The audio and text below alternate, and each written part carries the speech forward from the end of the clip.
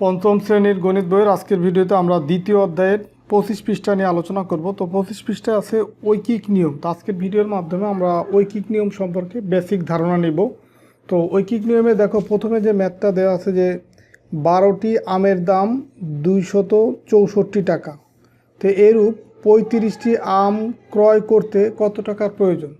তার মানে 12টি আমের দাম যদি 264 টাকা হয়, সেক্ষেত্রে যদি 35টা আম সে ক্রয় করতে চায় বা কিনতে চায়, তার কত টাকা প্রয়োজন হবে?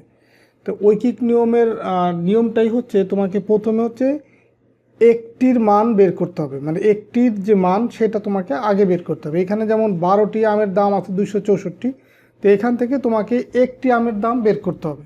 তো একটি দাম যদি বের করতে পারি, এরপরে আমি 35টা বলুক বা যেটাই বলুক, সেই সংখ্যক আমের দাম আমি খুব সহজে বের করতে পারবো। তো এটা আমরা আজকে শিখব। তো দেখো এখানে একটা ছবি দেওয়া আছে, আমের ছবি দেওয়া আছে। এখানে তোমার 12টা আম আছে। তো 12টি আমের দাম দেওয়া আছে কত? 264 টাকা। এখন এখানে ছবি দিছে দেখো একটি আম। তো স্বাভাবিকভাবেই বুঝো যে 12টি আমের দাম যদি 264 টাকা হয়, একটি আমের দাম কি বেশি হবে না কম কম হবে? ধরো তুমি দোকান থেকে চকলেট কিনলা, তুমি 10টা চকলেট কিনলা, ধরো 20 টাকা দিয়ে 10টা চকলেট কিনলা। এখন তুমি যদি একটা চকলেট কিনো, তাহলে কি তোমার 20 টাকা লাগবে, না এর চেয়ে বেশি লাগবে, না কম লাগবে? অবশ্যই কম লাগবে, কারণ 10টা চকলেটের যে দাম, একটা চকলেটের দাম তার চেয়ে কম হবে। তো এখানেও সেমভাবে 12টা আমের যে দাম, একটা আমের দাম তার চেয়ে কম হবে। আর যখন কম হবে তখন ভাগ করতে হয়।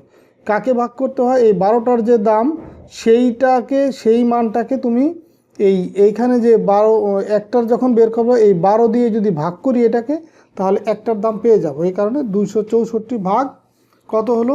12।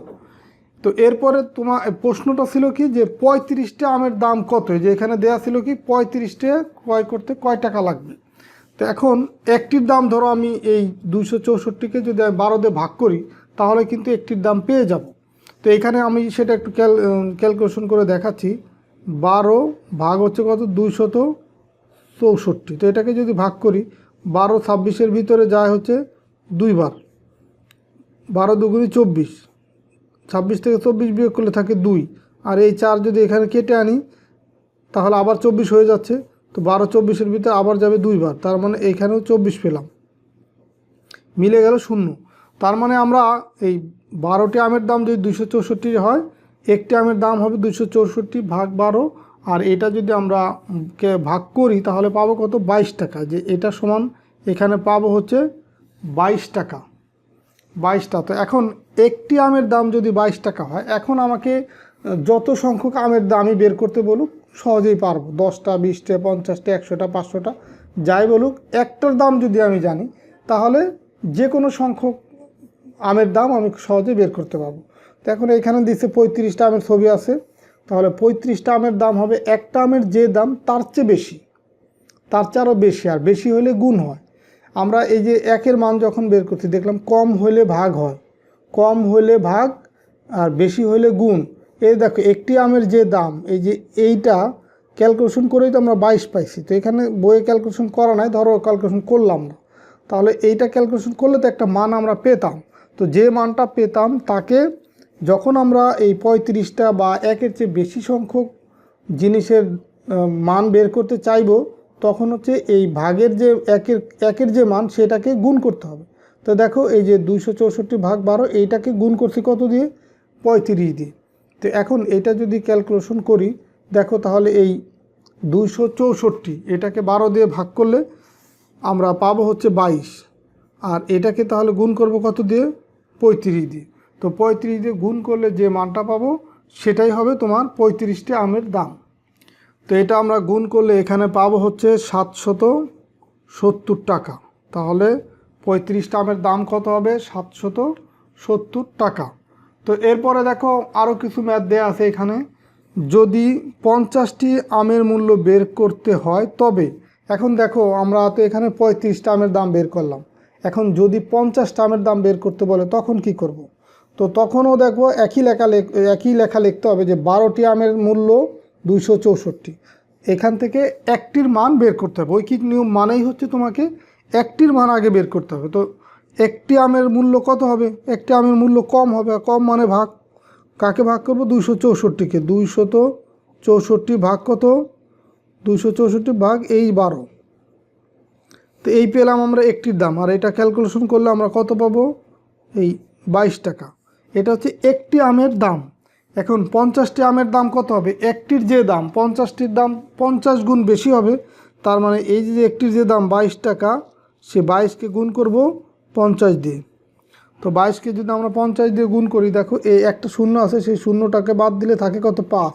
এখন 5 দিয়ে 22কে যদি গুণ করি, 5 দুগুণী 10-এর 0, 5 দুগুণী 10-এর 0, হাতে 1, 5 দুগুণী আবার 10, 10 আর 1 11, আর এই শূন্যটা বাদ দিয়ে আসছি, সেটাই যে এখানে লিখলাম। তার মানে এখানে পাবো হচ্ছে 1100। এখানে এই খালি ঘর, এটা জায়গা কম, এই কারণে আমি এখানে নিচে লিখলাম, মানে 1100 টাকা। এটা হবে 50টি আমের দাম। তো এইভাবে তোমার যে কোনো সংখ্যক, 50-এর জায়গায় যদি 100 বলতো বা 120টা বলতো বা 130টা বলতো, যে কোনো সংখ্যক বললে এই একের যে মানটা পাইছি সেটা দিয়ে গুণ করলেই আমার যেটা যত সংখ্যক আমের দাম বের করব, এই 22 দিয়ে বা একটির দাম দিয়ে সেটাকে গুণ করলেই আমরা পেয়ে যাব। তো এখানে দেখো ঐকিক নিয়মের সংজ্ঞাও দেওয়া আছে যে একটির মান বের করে একে ভিত্তি ধরে একাধিক জিনিসের মান বের করার এই নিয়মকে ঐকিক নিয়ম বলে। এটা কিন্তু তোমার পরীক্ষায় সংজ্ঞা হিসেবেও আসতে পারে যে ঐকিক নিয়ম কাকে বলে। দেখো আমরা এই যে একটি আমের মূল্য বের করছি না এখানে, তো এখানে এই কথাটাই বলছে যে একটির মান বের করে একে ভিত্তি ধরে। ভিত্তি মানে কি? এটাকে বেস ধরে বা ভিত্তি ধরে বা এটাকে হিসাব করে একাধিক জিনিসের মান বের করে বা এটার সাপেক্ষে, যে একটির মান বের করে এটার সাপেক্ষে বা এটাকে ভিত্তি ধরে একাধিক জিনিসের মান বের করার এই নিয়মকে কি বলা হয়? ঐকিক নিয়ম বলা হয়। তো এখানে 1 নম্বরে দেখো একটা ম্যাথ দেওয়া আছে যে তানিয়া 192 টাকা দিয়ে 8টি কমলা কিনে। 192 টাকা দিয়ে 8টি কমলা কিনে। তো যদি সে 3টি কমলা কিনতো তবে তার কত টাকা প্রয়োজন হতো? তো এখানে দেখো কত টাকা প্রয়োজন হতো, তার মানে কি টাকাটাকেই বের করতে বলছে, যে টাকার পরিমাণটাকে বের করতে বলছে। এখন এইখানে আছে যে তানিয়া 192 টাকা দিয়ে 8টি কমলা কিনলো। টাকা প্রথম আছে, কমলা পরে আছে, কিন্তু আমাকে এখানে বের করতে বলছে টাকা। এই কারণে এই কথাটাকে আমরা ঘোরাই লিখবো যে 8টি কমলার দাম হচ্ছে 192 টাকা। এই কথাটা এখানে লেখা আছে যে 8টি কমলার দাম হচ্ছে কত? 192 টাকা। যে 8টি কমলার দাম 192 টাকা। এখন এখান থেকে আমার একের মান বের করব। ঐকিক নিয়ম মানেই হচ্ছে একটির মান বের করতে হবে। তো একটি কমলার দাম কত হবে? কম হবে, আর কম মানে এই 192 ভাগ হচ্ছে 8। আমরা একটির দাম পেয়ে গেলাম। এখন 3টির দাম আবার কি হবে? এই একটির যে দাম তার থেকে আরও বেশি হবে, তার মানে 192 ভাগ হচ্ছে 8, এটুকু হচ্ছে একটার দাম। এর সাথে গুণ হবে কত? 3, যেহেতু আমরা 3টির দাম বের করতেছি।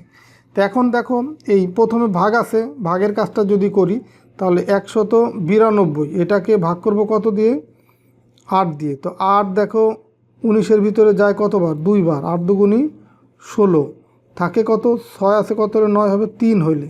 আর এই 2কে যদি আমরা এখানে নামাই নিয়ে আসি 32, 8 4 8 32, মানে 4 বার যাবে 32-এর ভিতরে 8, 4 8 32, মিলে গেল 0। তার মানে এইখানে পাবো এই 192কে 8 দিয়ে ভাগ করলে আমরা পাচ্ছি কত? 24 পাচ্ছি। আর এখানে গুণ আছে কত? 3। এখন 24কে যদি 3 দিয়ে গুণ করি, এই 3 4 12 2, হাতে আমার 1, 3 দুগুণী 6 আর 1 7, তার মানে 3টি কমলার দাম হবে কত? 72 টাকা। এটাই হচ্ছে তোমার উত্তর। তো এইভাবে আমরা ঐকিক নিয়মের মাধ্যমে যে কোনো সংখ্যক জিনিসের দাম বলো বা যে কোনো সংখ্যকের মান আমরা খুব সহজেই বের করতে পারবো। ঐকিক নিয়ম মানেই হচ্ছে একটির মান প্রথমে বের করব, দেন হচ্ছে একটির মান থেকে আমার প্রশ্নের ভিতরে যে কয়টার মান বের করতে বলে এই একটির সাপেক্ষে সেই কয়টার মান বের করবে। এটাই হচ্ছে ঐকিক নিয়ম। তো ঠিক আছে, সবাই ভালো থাকো, সুস্থ থাকো। আশা করি ঐকিক নিয়ম সম্পর্কে তোমাদের বেসিক ধারণাটা তোমরা পেলা। আমরা পরবর্তী ভিডিওতে বা 26 নম্বর পৃষ্ঠা আরও আমরা ঐকিক নিয়ম সম্পর্কে আরও বিস্তারিত আলোচনা করব। আস্তে আস্তে তোমাদের ঐকিক নিয়ম সম্পর্কে ধারণাটা আরও ক্লিয়ার হয়ে যাবে। তো ঠিক আছে, আল্লাহ হাফেজ।